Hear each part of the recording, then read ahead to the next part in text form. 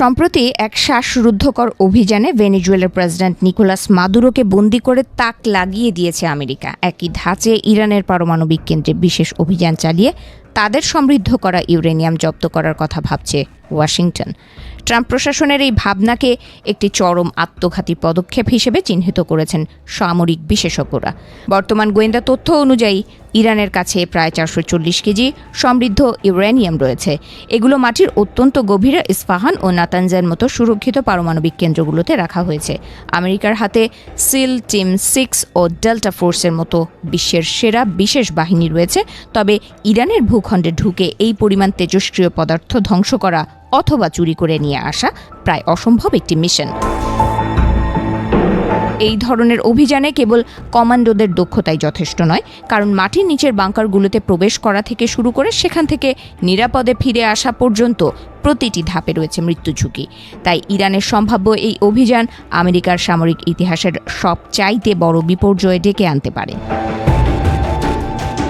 এই অভিযানের প্রথম ধাপ হিসেবে মার্কিন বিমান বাহিনীকে বিশাল আকারের বাংকার বার্স্টিং বোমা ব্যবহার করে ইরানের পারমাণবিক স্থাপনার শক্ত দেয়াল ভাঙতে হবে। কিন্তু গত বছরের অপারেশন মিডনাইট হ্যামারের অভিজ্ঞতা বলছে ইরানের মাটির গভীর স্তরে আমেরিকার এই বোমাগুলো কতটা কার্যকর তা নিশ্চিতভাবে বলা কঠিন।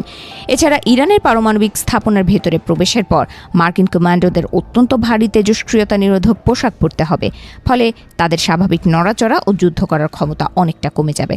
এছাড়া কেবল সেনা দিয়ে এই কাজ সম্ভব হবে না। ইউরেনিয়াম শনাক্ত ও ধ্বংস করার জন্য দক্ষ পারমাণবিক ইঞ্জিনিয়ারদেরও এই অভিযানে নিয়ে যেতে হবে।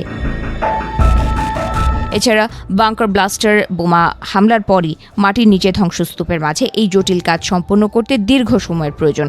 কিন্তু ইরানি ইসলামিক বিপ্লবী গার্ড IRGC খুব দ্রুতই পাল্টা হামলা শুরু করবে, ফলে মার্কিন কমান্ডোদের পালানোর পথ বন্ধ হয়ে যাওয়ার আশঙ্কা রয়েছে। তাছাড়া সবচাইতে বড় ভয়ের কারণ হয়ে দাঁড়িয়েছে ইরানের বর্তমান আকাশ প্রতিরক্ষা ব্যবস্থা এবং তাদের হাতে থাকা প্রচুর পরিমাণ কাঁধে বহনযোগ্য মিসাইল।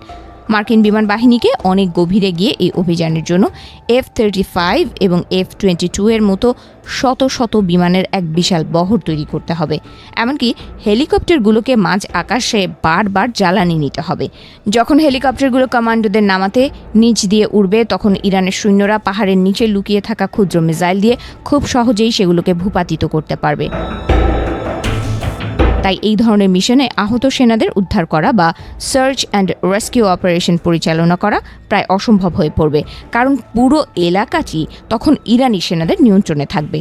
বিশেষজ্ঞদের মতে তাই ইরানের কাছে থাকা ইউরেনিয়াম চুরি কিংবা ধ্বংস করার এই পরিকল্পনা যতটা না রোমাঞ্চকর, তার চেয়েও অনেক বেশি বিপজ্জনক। এর সাফল্যের সম্ভাবনা এতটাই কম যে এই মিশন শুরুর আগেই স্থগিত করা উচিত বলে মনে করছেন তারা।